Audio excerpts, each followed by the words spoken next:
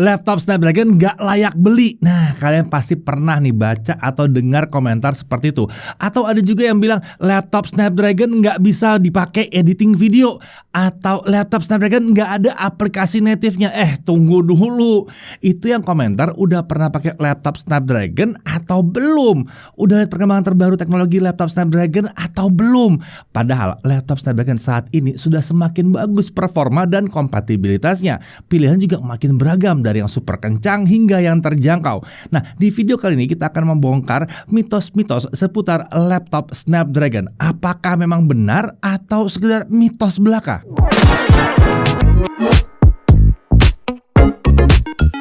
Oke, sebelum dimulai kita perlu lebih dahulu tahu seperti apa laptop dengan prosesor Snapdragon X Series itu yang pakai Windows itu tentunya ya. Karena banyak yang salah sangka dan banyak juga yang memanfaatkan ketidakpahaman ini untuk merendahkan teknologi unik ini. Di awal kehadirannya, laptop yang pakai Snapdragon ini memang dirancang sebagai laptop yang tipis dan ringan, thin and light. Targetnya tentunya adalah kegiatan bisnis dan produktivitas yang juga membutuhkan daya tahan baterai yang sangat baik ya. Nah, sejak lama laptop yang tipis dan ringan memang tidak dirancang untuk aplikasi super berat seperti 3ds Max, AutoCAD, Blender dan sebagainya. Aplikasi-aplikasi berat itu akan membutuhkan sistem berperforma super tinggi dan tentunya ya boros daya, dan itu wajar-wajar aja. Bukan berarti laptop tipis dan ringan itu laptop cemen, cupu dan nggak guna ya. Itu hanya menurut kalian yang nggak paham penggunaan hariannya aja mungkin ya. Di sentra bisnis di seluruh dunia, laptop yang paling banyak dipakai adalah laptop yang tipis dan ringan, mudah dibawa, irit daya gitu. Bukan laptop besar dan berat seperti laptop gaming atau workstation yang paling banyak digunakan di situ. Bukan. Nah, mulai dari sales kelas pemula sampai top level eksekutif pada umumnya menggunakan laptop tipis dan ringan untuk presentasi ke sana sini dan mengerjakan tabel-tabel yang terkait ke proyek yang mungkin bernilai miliaran atau bahkan triliunan rupiah. Ya, ini adalah laptopnya para pekerja pada umumnya. Jadi, kebutuhan inilah yang ingin dipenuhi oleh Qualcomm dengan menghadirkan prosesor untuk laptop Windows. Laptop-laptop tipis dan ringan yang mumpuni dan harus awet baterainya. Karena meeting bisnis itu bisa terjadi di mana saja, kapan saja. Jadi, software-software standar untuk produktivitas seperti Word, Excel, PowerPoint sampai yang berat pun itu harus dijalankan dengan baterai yang harus bisa irit. Nah, dalam perkembangannya, laptop tipe ini sudah mulai dirancang untuk bisa mengerjakan editing foto dan video, karena saat ini foto dan video udah jadi bagian yang tak terlepaskan dari proses bisnis, terutama mungkin di sisi marketing ya. Nah, jadi jangan maksa minta laptop seperti ini harus bisa jalankan semua game terberat seperti laptop gaming, karena yang pakai prosesor X86 pun kalau tipis dan ringan ya nggak bisa juga biasanya ya. Jangan maksa minta bisa dijalankan aplikasi desain kelas berat dengan kencang seperti AutoCAD, Blender, 3ds Maya dan sejenisnya yang biasa dijalankan oleh laptop kelas gaming atau bahkan workstation kelas berat. Tapi harusnya kita bisa berharap bahwa laptop dengan prosesor Snapdragon ini bisa menjalankan multitasking aplikasi umum secara lancar. Desainnya keren, mudah dibawa-bawa, dan baterainya harus mantap dan tahan lama ya. Bahkan mau minta kemampuan foto dan video editing juga masih bisa sih harusnya ya, tergantung pada level prosesor juga ya. Nah, prosesor X86 kelas entry level juga nggak bisa diharapkan untuk ngedit video kan? Ya nggak? Nah, setidaknya untuk sekarang ini laptop Snapdragon ini adalah laptop thin and light yang irit daya dan performanya bisa diandalkan untuk produktivitas. Jadi udah paham ya laptop Snapdragon itu seperti apa? Oke, sekarang mari kita coba bongkar mitos-mitos seputar laptop Snapdragon ini. Mitos pertama, laptop Snapdragon ini nggak ada aplikasi native-nya. Kata siapa? Mungkin dulu banget ya. Nah, menurut data dari Qualcomm, sudah ada lebih dari 450 aplikasi populer yang dapat dijalankan secara native ya di laptop Snapdragon. Menariknya, ini adalah data beberapa bulan yang lalu. Kalau sekarang sih jumlahnya udah lebih banyak lagi dan peningkatan jumlah aplikasi native-nya juga semakin cepat nih. Padahal laptop yang pakai Snapdragon X Series itu baru mulai dijual pada pertengahan 2024. Nah, belum ada 1 tahun dijual ke pasaran. Jadi terlihat ya kalau semakin banyak pengembang yang tertarik untuk mengembangkan aplikasi native untuk laptop Snapdragon. Mau ngedit video, bisa coba nih yang kelas profesional pakai DaVinci Resolve, atau kalau butuh yang ringan pakai CapCut ya. CapCut juga udah profesional sekarang ya.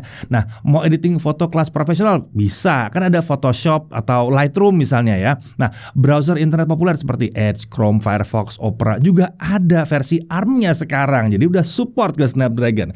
Mau ngetik, bikin presentasi atau bikin tabel juga nggak masalah, kan ada Microsoft Office yang sudah pakai versi ARM juga sekarang. Bahkan Microsoft Office tersebut dibonuskan loh saat kita beli laptop Snapdragon tipe tertentu. Jadi nggak usah beli-beli lagi. Mau bikin objek 3D sederhana juga bisa nih sebetulnya ya. Blender udah ada versi ARM-nya juga, keren ya. Aplikasi yang udah dipakai untuk membuat film kelas Hollywood ini udah buru-buru membuat versi native ARM-nya. Padahal laptopnya sekarang belum dirancang sepenuhnya untuk pekerjaan yang super-super berat. Jangan-jangan mereka udah tahu apa yang kami belum tahu nih. Iya, pengembangan berikutnya tentunya ya. Tentunya aplikasi native-nya nggak cuma itu doang ya. Kalau kami sebutkan semuanya satu persatu bakal panjang banget video ini. Nantinya juga akan lebih banyak lagi aplikasi Windows yang dapat dijalankan secara native di laptop yang menggunakan prosesor Snapdragon. Nah, oke, kita lanjut ke mitos selanjutnya. Emulasi bikin aplikasi Windows x86 tuh lambat performanya. Nah, untuk aplikasi tertentu yang memang belum tersedia versi native-nya, memang akan dijalankan di mode emulasi pada laptop yang pakai prosesor Snapdragon. Tentunya karena namanya emulasi, performanya tidak akan sekencang aslinya, tapi bukan berarti jadi sangat lambat atau tidak bisa dipakai sama sekali. Windows 11 versi ARM sendiri langsung dilengkapi dengan Microsoft Prism App Emulator yang diklaim sama efisiennya seperti Apple Rosetta 2 Emulator. Jadi performa aplikasi saat diemulasi itu tetap kenceng. Contohnya nih Premiere Pro yang saat ini nih ya, saat video dibuat, itu belum ada loh versi ARM-nya ya. Kita masih bisa editing secara normal di sini. Bahkan untuk video 4K pun bisa. Tapi memang waktu exportingnya tidak akan secepat kalau aplikasi ini jalan di laptop dengan prosesor x86. Tapi bukan berarti tidak bisa dijalankan dan lemot parah. Enggak. Menariknya, awalnya Premiere Pro ini cuma ada versi 2023 aja. Tapi setelah beberapa bulan saja, akhirnya versi 2025 juga udah bisa dipakai di laptop yang pakai prosesor Snapdragon. Kita juga masih bisa menjalankan game Windows dengan cukup lancar di laptop Snapdragon. Padahal rata-rata game Windows itu tidak ada versi ARM-nya. Game AAA seperti Baldur's Gate 3 atau Metro Exodus itu dapat dijalankan dengan cukup lancar di laptop Snapdragon dengan setting grafis yang sudah disesuaikan. Lalu game sejuta umat, Genshin Impact juga bisa dimainkan dengan nyaman di laptop yang pakai Snapdragon. Menurut data dari Qualcomm, saat ini sudah ada 1.400 judul game loh yang dapat dijalankan di laptop Snapdragon. Untuk daftar gamenya itu bisa dicek lebih lengkap di website Windows on ARM Ready Software. Nah, berikutnya ada mitos laptop Snapdragon tuh performanya lebih lambat dibandingkan kompetitornya. Masa sih? Coba kita lihat nih hasil pengujian dengan Blender versi ARM di laptop Lenovo Yoga Slim 7X. Di laptop tersebut rendering membutuhkan waktu 2 menit 40 detik. Sementara di laptop yang pakai Core Ultra 7 155H dengan Blender versi x86 renderingnya butuh waktu 3 menit 3 detik. Nah, kami juga sempat menguji dengan CapCut di mana laptop Lenovo tersebut waktu ekspor video 4K 60-nya hanya 1 menit 47 detik. Padahal di laptop tipis yang pakai Core Ultra 9 285H terbaru waktu ekspornya mencapai 3 menit 46 detik. Jadi, masih mau percaya kalau laptop Snapdragon itu performanya lebih lambat? Hei, jangan minta dibandingkan ke laptop gaming ya. Kan udah dibahas dari awal. Ini bukan laptop gaming. Lalu, mitos lainnya adalah daya tahan baterai laptop Snapdragon sama aja dengan kompetitornya. Ya, di pengujian kami sih laptop dengan prosesor x86 rata-rata daya tahan baterai ada di belasan jam ya. Sudah membaik tapi masih di belasan jam. Bahkan daya tahan seperti itu baru dicapai dengan kapasitas baterai yang besar di 70 Wh atau lebih. Memang kalau baca klaimnya aja, kami melihat harusnya daya tahan baterai setara sih. Tapi entah kenapa kalau kalian menyimak semua review laptop kami, kalian akan tahu bahwa hasil pengujian baterai laptop dengan prosesor x86 sering terlalu jauh dari klaimnya. Setidaknya hingga saat video ini dibuat ya. Sementara untuk yang pakai Snapdragon sih nggak mungkin pas sama sesuai janji, tapi sangat mendekati. Lagi pula kalaupun setara, kita tidak tahu apakah klaim daya tahan baterai laptop x86 tersebut menggunakan profil performa yang sama dengan laptop Snapdragon atau tidak. Singkat kata, bisa dibilang sangat sulit menemukan laptop dengan prosesor x86 yang bisa nembus 20 jam ya untuk playback video ya itu ya. Bahkan laptop yang punya sertifikasi EVO daya tahan baterai masih susah untuk menembus 20 jam. Sementara laptop Snapdragon seperti Asus ZenBook A14 itu bisa dengan mudah nembus 17 jam di pengujian kami dengan kapasitas baterai yang hanya 48 Wh dan bobot di bawah 900 gram. Ini sulit banget disaingi oleh laptop dengan X86 yang pakai baterai 60-70 Wh, bahkan bobotnya di atas 1 kg loh itu ya. Nah, rekor daya tahan terlama dalam pengujian kami itu pernah dicapai oleh Lenovo Yoga Slim 7X yang pakai Snapdragon X Elite dengan daya tahan nyaris mencapai 22 jam. Itu pakai baterai 70 Wh ya. Bahkan daya tahan tahan baterai di atas 20 jam tetap bisa didapatkan di laptop Snapdragon yang harga terjangkau seperti Lenovo IdeaPad Slim 5X misalnya. Menariknya lagi, saat dijalankan dengan baterai, performa laptop Snapdragon itu akan tetap mirip aja dengan saat pakai charger. Nah, kalau kalian sering lihat review kami pasti tahu dong kalau ada laptop tertentu yang saat pakai baterai performanya akan mengalami penurunan ya dibandingkan kalau lagi dicolok ke listrik. Jadi, kalau kita pakai laptop Snapdragon misalnya harga 15 jutaan nih ya, antara nyolok ke listrik dengan pakai baterai doang, rasanya tetap seperti pakai laptop Snapdragon yang 15 jutaan. Bukan seperti turun ke yang harganya 10 juta. Nggak begitu ya. Oke, mitos berikutnya. Laptop Snapdragon pilihannya sedikit dan harganya nggak ada yang murah. Siapa yang bilang? Mau yang harganya murah ada nih. Ada Asus VivoBook 14 dengan harga sekitar 9,9 juta rupiah. Jangan mending ke laptop X86 yang 5-7 juta ya. Itu kan nggak bisa irit daya seperti yang satu ini ya. Kalau di X86 pesaingnya ya harganya mirip-mirip aja sih sebetulnya ya. Mau yang super ringan juga ada nih. Asus ZenBook A14 yang cuma 880 gram saja beratnya. Padahal ukuran layarnya 14 inci loh yang satu ini ya. Atau mau yang bentuknya tablet ada Asus ProArt PZ13 yang diposisikan sebagai laptop content creation. Tentunya kalau mau yang super kencang dengan prosesor Snapdragon X Elite juga ada baik dari Asus, Lenovo, dan HP. Menariknya baik yang murah atau yang super kencang semuanya dilengkapi dengan NPU dengan performa yang mirip. Itu 45 tops.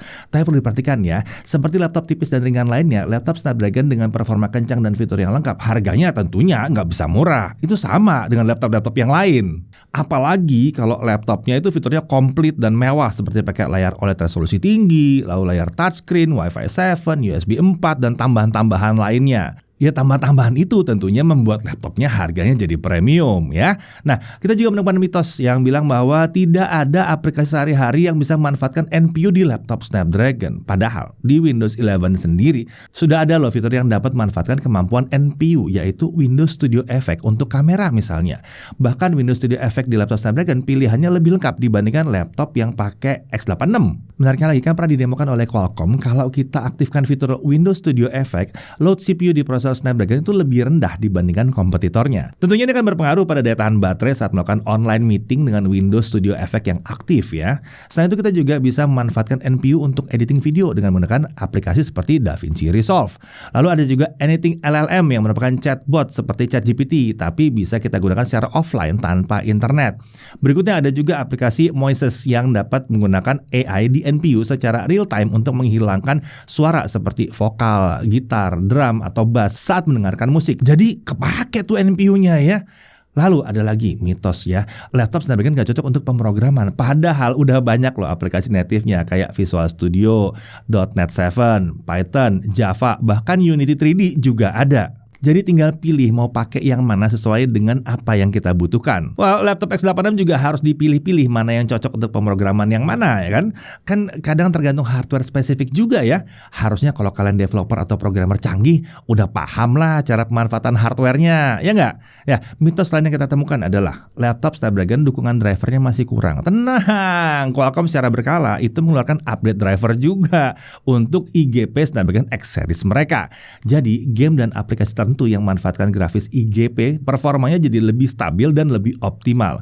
Lalu untuk printer, selama printernya memiliki sertifikasi MOPRI ya, laptop Snapdragon akan kompatibel dengan printer tersebut. Tentunya Qualcomm akan terus bekerjasama dengan perusahaan printer untuk memastikan semakin banyak tipe printer yang dapat digunakan di laptop-laptop Snapdragon. Jadi, apakah mitos laptop Snapdragon tidak layak beli tetap berlaku? Kalau butuhnya laptop Windows 11 dengan performa sekencang PC desktop gaming, laptop Snapdragon mungkin jadi pilihan yang kurang menarik. Tapi semua laptop dan thin and light, baik itu Snapdragon X86 atau yang buah-buahan pun akan terlihat kurang menarik kalau dibandingkan ke PC desktop gaming kelas atas.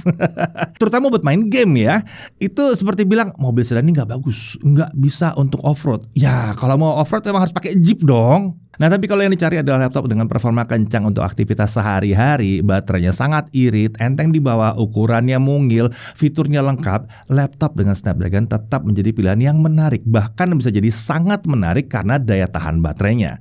Apalagi aplikasi native-nya kini semakin banyak dan kompatibilitasnya semakin membaik. Tentunya yang paling penting, pilihan laptop Snapdragon kini juga semakin banyak, mulai dari yang paling kencang hingga yang terjangkau alias yang murah. Iya, laptop Snapdragon memang baru berada di tahap awal kepopulerannya. Melihat keseriusan Microsoft yang sudah membuat beberapa laptop Surface mereka pakai Snapdragon dan antusiasme nyaris semua brand laptop untuk hadirkan laptop dengan prosesor Snapdragon, tampaknya laptop ini hanya akan jadi kian populer ya. Lenovo, Asus, Acer, dan banyak brand lainnya sudah hadirkan solusi laptop Snapdragon mereka. Di MWC 2025 kemarin bahkan Tecno sudah mengumumkan laptop Snapdragon mereka. Software pun menyambut dengan cepat nih, dalam kurun waktu 1 tahunan aja sudah banyak aplikasi yang mendukung ARM untuk Windows. Seiring makin banyaknya pengguna, software seperti ini akan makin banyak juga tentunya. Jadi teknologi baru itu disambut aja lah ya. Tuh contohnya di ranah buah-buahan, mereka bahkan beralih total ke ARM base kan. Di awal pasti butuh penyesuaian, tapi dalam waktu yang tidak terlalu lama, adaptasi itu bisa berjalan dengan baik juga. Jadi mau pakai laptop Windows dengan prosesor Snapdragon, kami rasa selama apa yang ditawarkannya memang sesuai dengan kebutuhan pribadi kita, terutama yang butuh daya tahan baterai ekstra ya, laptop Snapdragon ini akan jadi pilihan yang sangat menarik. Saya Deddy Irfan, Jaga TV.